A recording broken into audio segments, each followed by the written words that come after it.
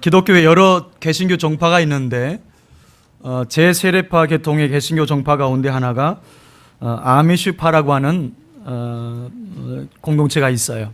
사진을 한번 보실까요? 이 아미시 공동체, 미국 펜실베니아주 랭커스터에 가면 이 아미시 공동체가 있는데 그 마을 입구에 이렇게 이런 표시가 되어 있습니다. 한 장 넘겨보시면 어떻게 좀 독특하게 입고 있죠, 그죠? 아미시 여인들은 바지를 입을 수 없어요. 그리고 머리를 자르지 않습니다. 다듬긴 해도 자르진 않습니다. 남자 보시면 어때요? 셔츠에 조끼를 꼭 입도록 되어 있고요. 결혼 직후부터는 수염을 깎지 않습니다. 이것이 아미시 공동체의 독특한 삶의 모습입니다. 이들은 주로 17세기 이후에 종교 탄압을 피해서 유럽에서 이주해온 스위스 독일계 이민자들로 많이 구성되어 있습니다. 이 공동체를 만든 분은 스위스 종교개혁자였던 야곱 아망이라는 인물입니다. 주로 이들은 미국의 펜실베니아주 그리고 캐나다의 온타리오주에 많이 거주하는 것으로 되어 있고요. 한 24만 명 정도 되는 공동체입니다. 이들은 자동차나 전기, 전자제품, 전화, 컴퓨터 등을 지금도 사용하지 않습니다.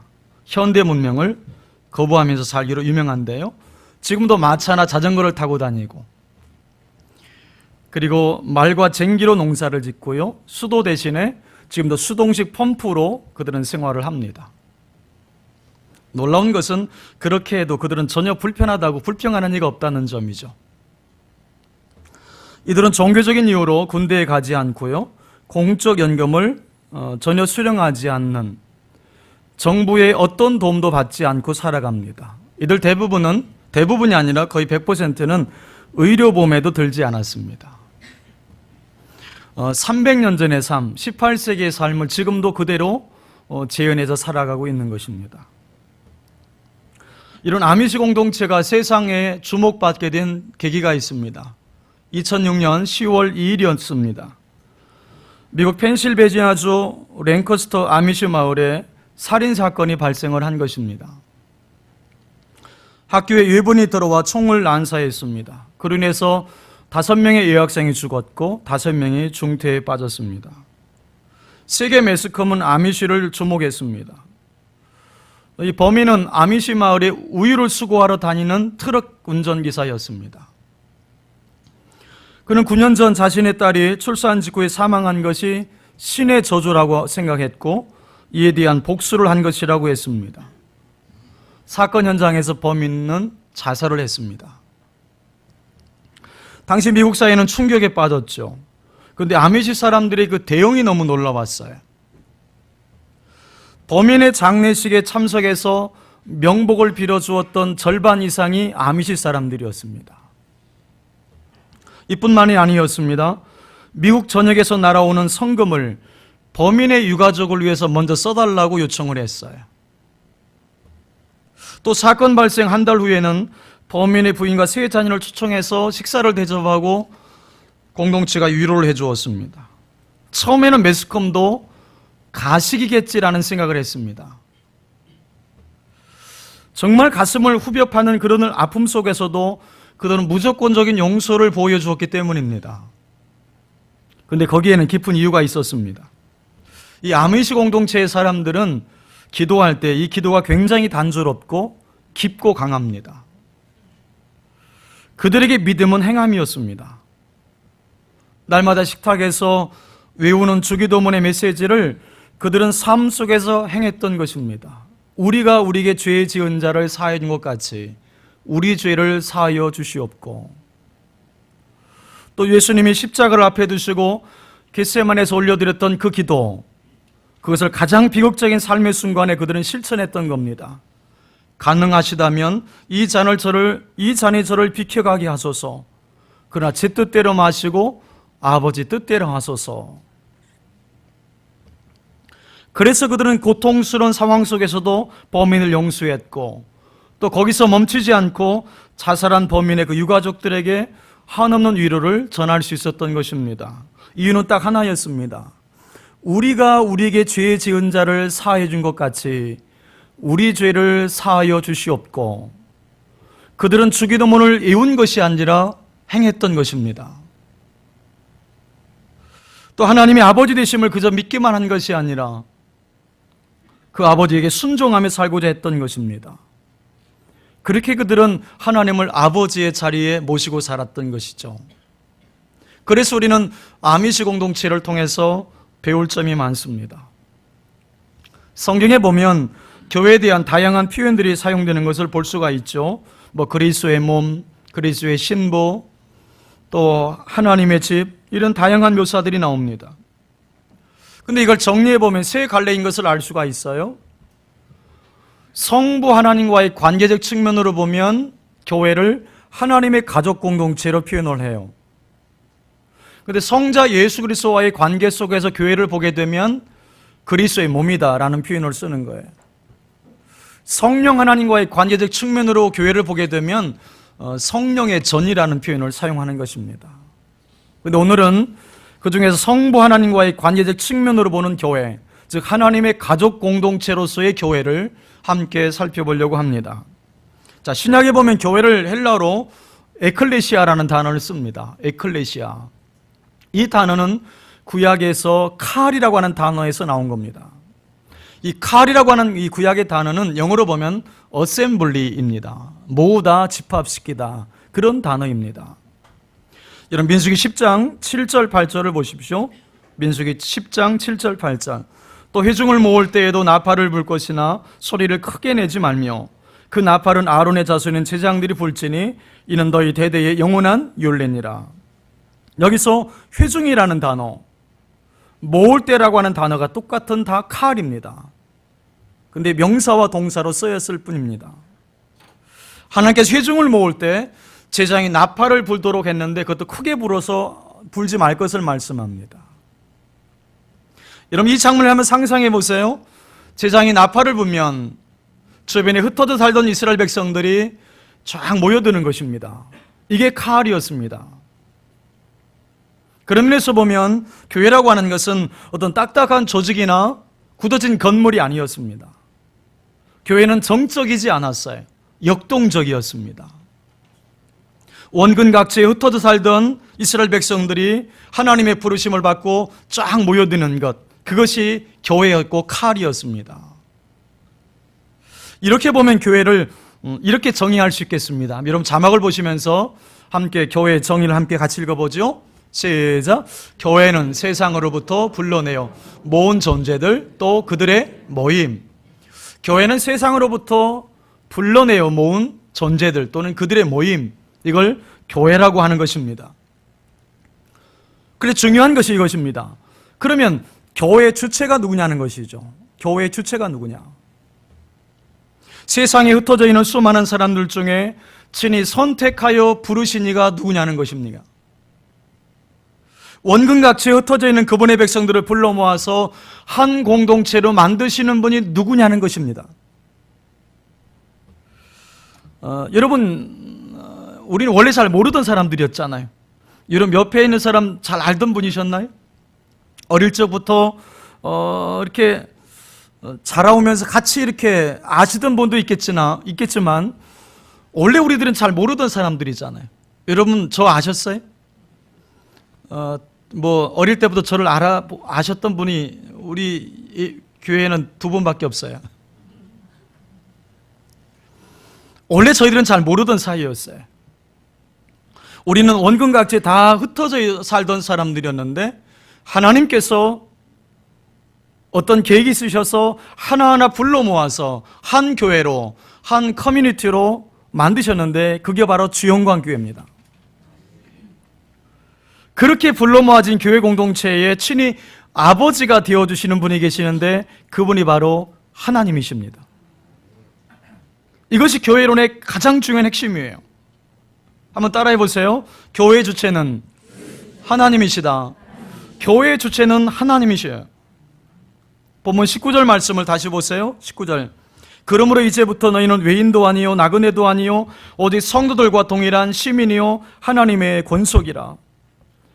여기 강조점이 바로 이겁니다. 교회는 하나님을 아버지로 모신 가족 공동체라는 거예요. 교회는 하나님을 아버지로 모신 가족 공동체다. 여러분, 정말 그렇다면 교회가 교회다운 교회로 회복되려면 제일 먼저 해야 될 일이 바로 이것입니다. 하나님을 아버지의 자리로, 호주의 자리로 복귀시키는 것입니다. 바로 이것이 교회가 회복되는데 가장 중요한 것이고 가장 먼저 선행되어야 될 일입니다. 오늘날 교회의 문제는 다른 데 있지 않아요. 하나님 아버지의 자리가 교회에 없는 거예요. 좀 심하게 말해보면 하나님을 아버지의 자리에서 끌어내린 거예요. 그리고 그 자리에 엉뚱하게도 사람이 앉아서 사람이 주인 행세하고 있는 거예요. 2000년대에 들어서면서 소위 이 천당 시리즈가 여러 개 등장했습니다. 여러분 아시는 것도 집안 몇 개 있을 거예요. 목사와 장로와 집사가 천당에 갔습니다. 식사 시간이 되자 집사에게 탕수육이 제공이 된 겁니다. 장로는 집사를 보고 자신의 식사 메뉴에 큰 기대를 가졌죠. 집사에게 탕수육 정도면 장로인 나는 적어도 팔보채 정도는 나오겠지, 이런 생각을 가졌습니다. 그런데 자장면이 나온 것입니다. 장로가 항의를 했습니다. 어떻게 집사에겐 탕수육을 주고 장로인에게는 자장면을 줍니까? 그때 예수님이 이렇게 말씀하셨죠. 저기 목사 좀 봐라. 고개를 돌려서 쫙 문쪽을 고개를 돌려서 보니까 철가방을 들고 들어오는, 배달 갔다 오고 있는 목사가 보였습니다.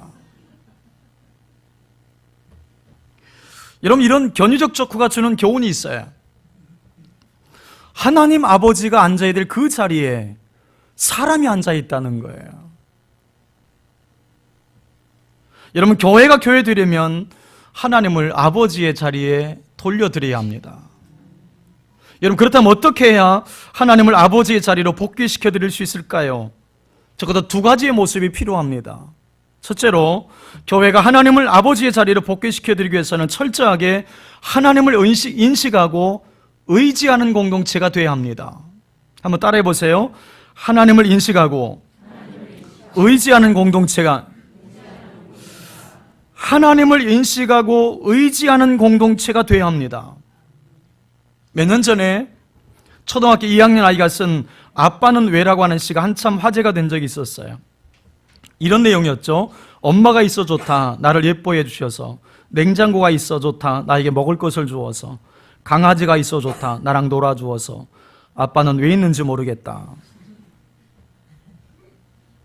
아빠는 왜 있는지 모르겠다.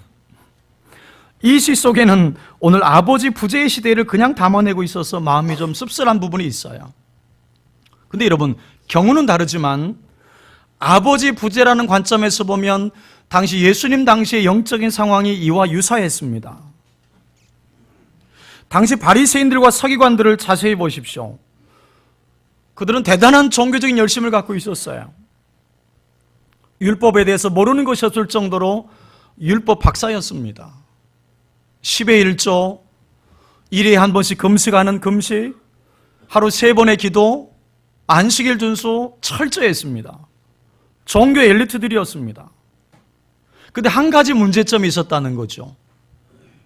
그 모든 열심 속에 하나님과의 관계가 없었다는 점이에요.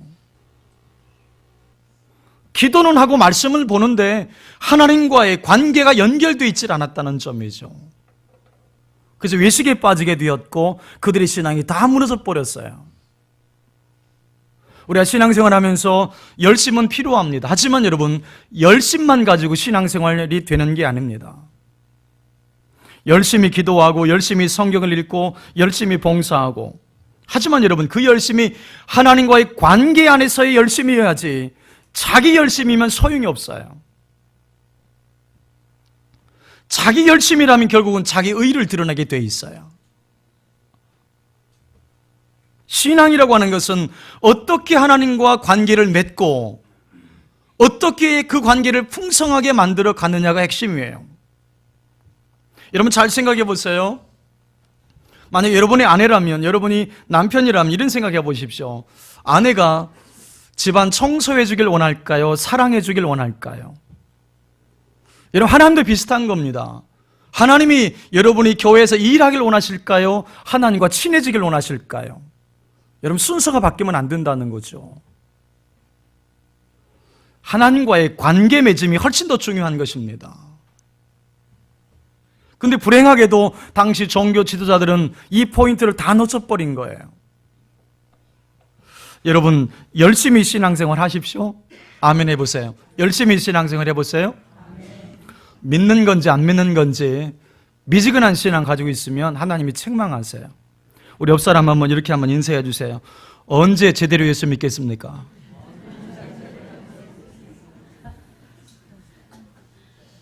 지난번 부흥사님이 너 들으라고 하는 소리야 뭐 이렇게 찌르라고 하긴 하던데 그것까지는 할 수는 없고, 여러분 신앙생활 내가 안 믿을 거면 모를까, 이왕 믿을 거라면 제대로 믿으셔야 돼. 열심히 기도하고 열심히 성경을 읽고 열심히 전도하고 열심히 봉사하고, 왜 세 사람만 하면 하는 거예요? 열심히 예배를 드리세요. 그렇게 열심히는 신앙생활이 중요합니다. 여러분, 그런 생각 한번 해본 적이 있습니까? 내가 신앙생활 하듯이 내가 직장생활 한다면 어떻게 될까요? 벌써 잘렸어요. 여러분, 그런 사람에게 누가 월급을 줘요?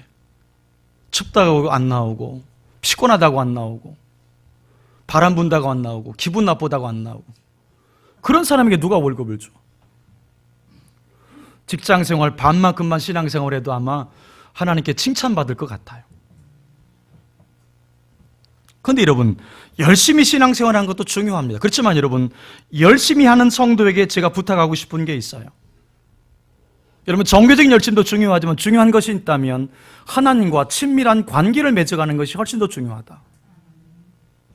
여러분, 모든 은혜는 하나님과의 관계 안에서 나옵니다.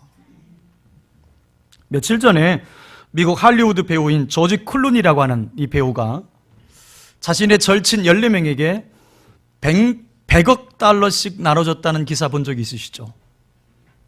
대단합니다. 자기의 절친 14명에게 한 사람 앞에 100억 달러씩을 나눠준 거예요. 우리나라 돈으로 한 11억 정도의 돈을 나눠준 거예요.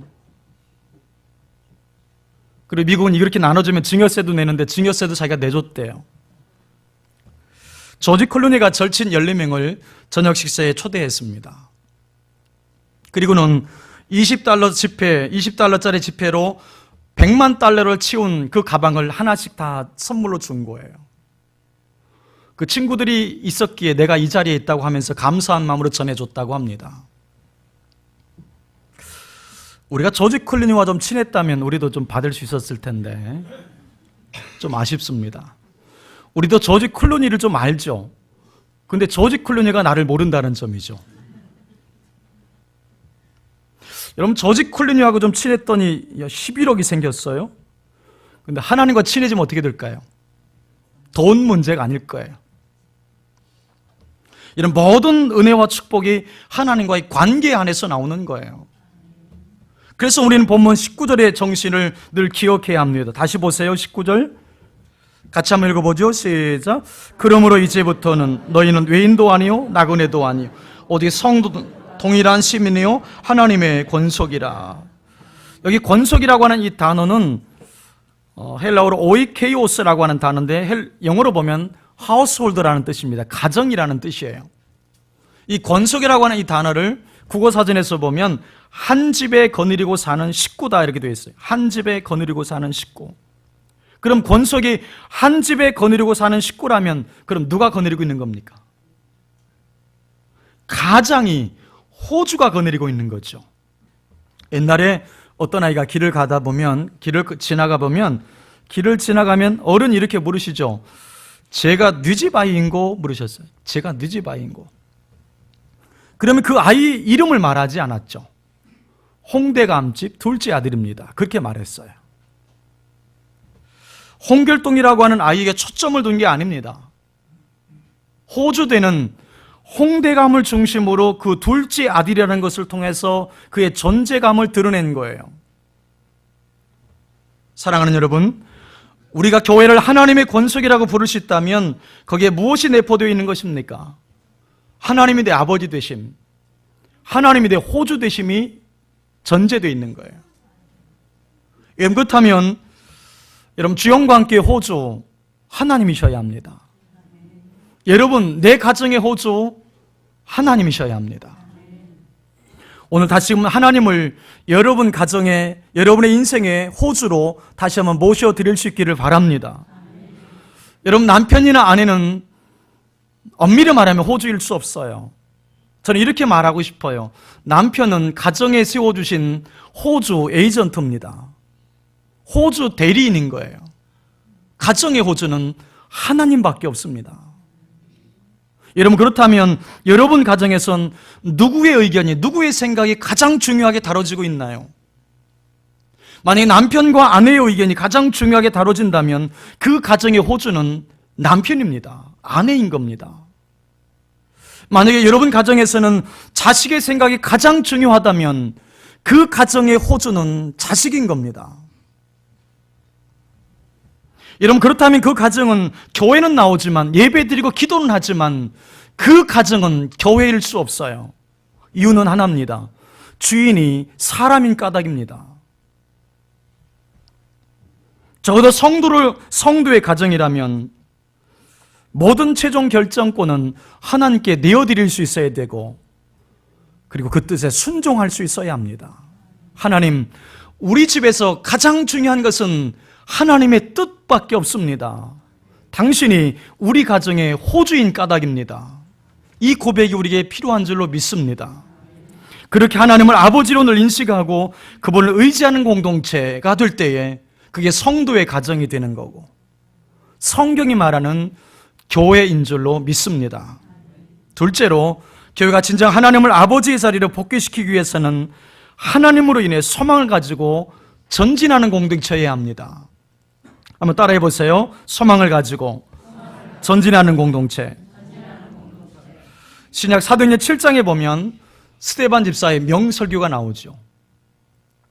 스데반 집사는 이스라엘 백성들이 출애굽을 해서 광야를 거쳐서 가나안에 이른 이 여정을 가리켜서 광야 교회라는 단어를 써요.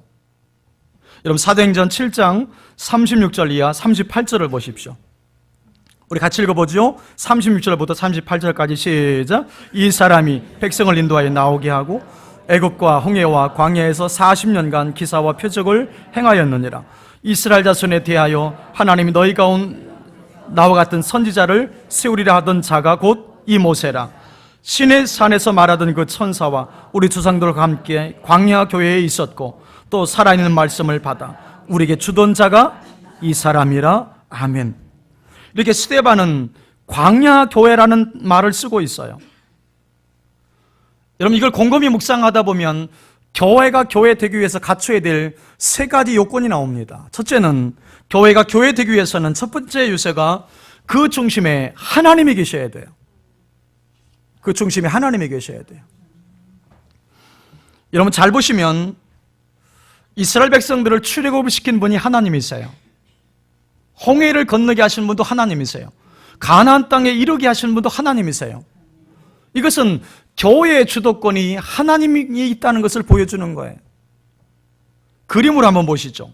이스라엘 백성들이 광야 생활할 때 이렇게 딱 텐트 생활했지 않습니까? 여러분, 내가 치고 싶은 곳에 텐트를 친 게 아닙니다. 지파별로 칠 수 있는 이 바운더리를 정해줬어요. 동쪽에는 유다 지파를 통해서 쭉 이렇게 쳐라 이렇게 되어 있고, 가장 중요한 것은 그 진영 가운데 뭐가 있었느냐는 거죠. 태보네클, 성막이 있었어요.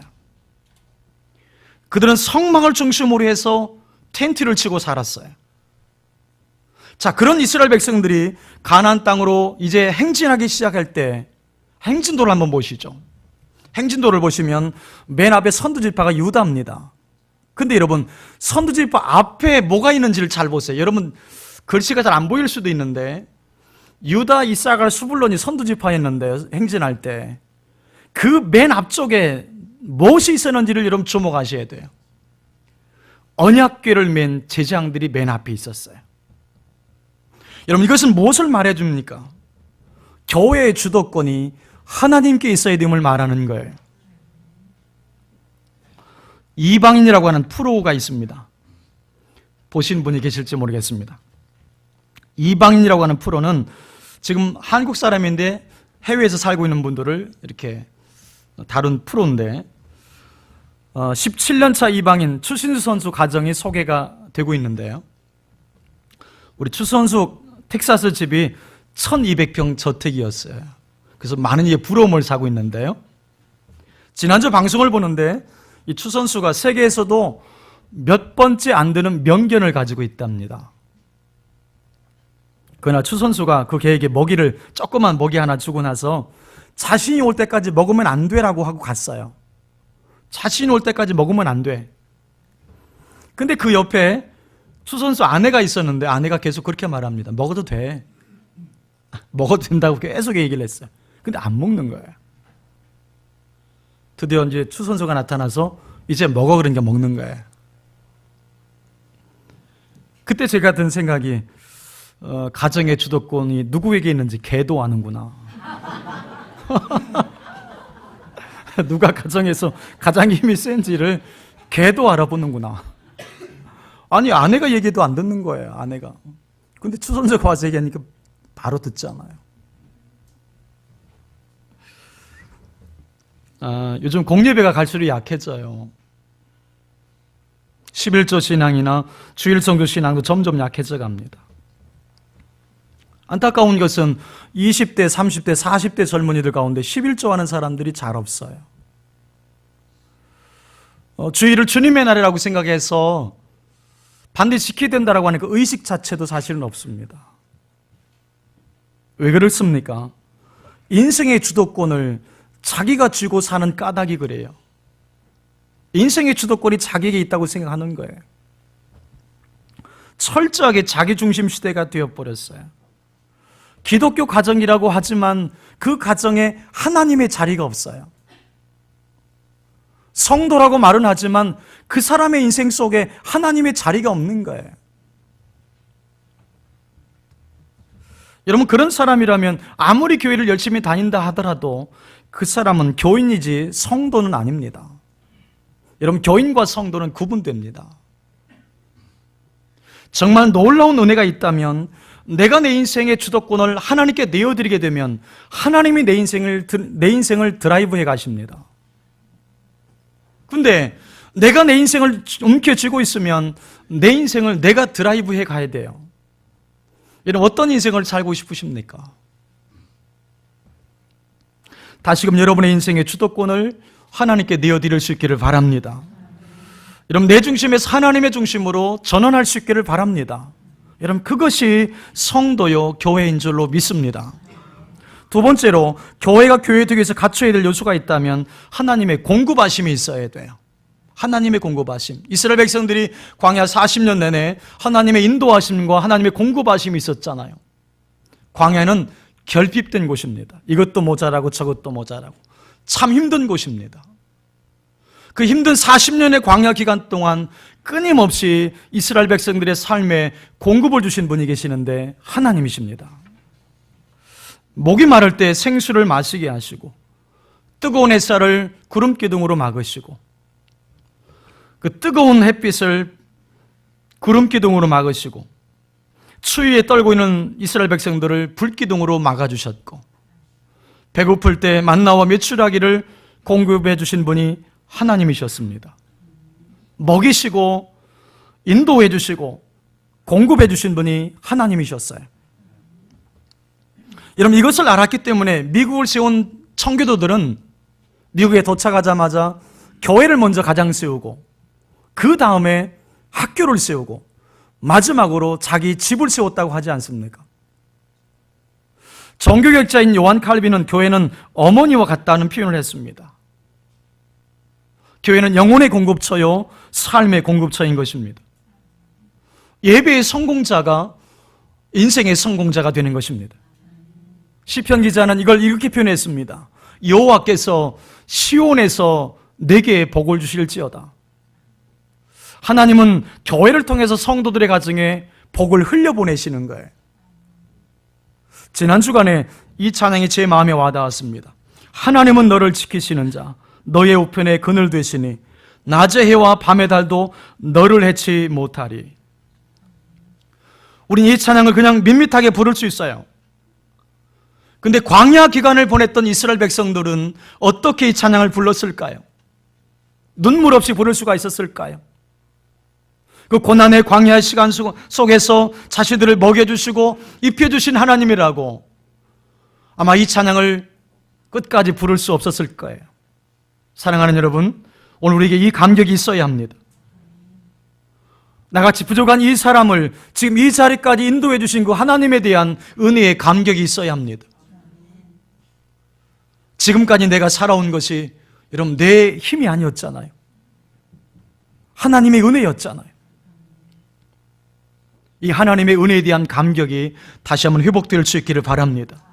동시에 그 하나님의 인도하심과 공급하심을 늘 의지하며 사는 복된 성도가 될 수 있기를 축복합니다. 세 번째, 마지막으로 교회가 교회되기 위해서는 하나님의 주도권과 하나님의 공급하심도 필요해요. 하지만 가장 중요한 것이 있다면 하나님이 제시하시는 목적지 가나안이 있어야 합니다. 광야는 정착하는 곳이 아니죠. 거쳐가는 곳이에요. 여러분 잘 생각해 보세요. 지상교회도 마찬가지. 우리가 어떤 교회를 섬기든지 간에 지상교회는 거쳐가는 곳입니다.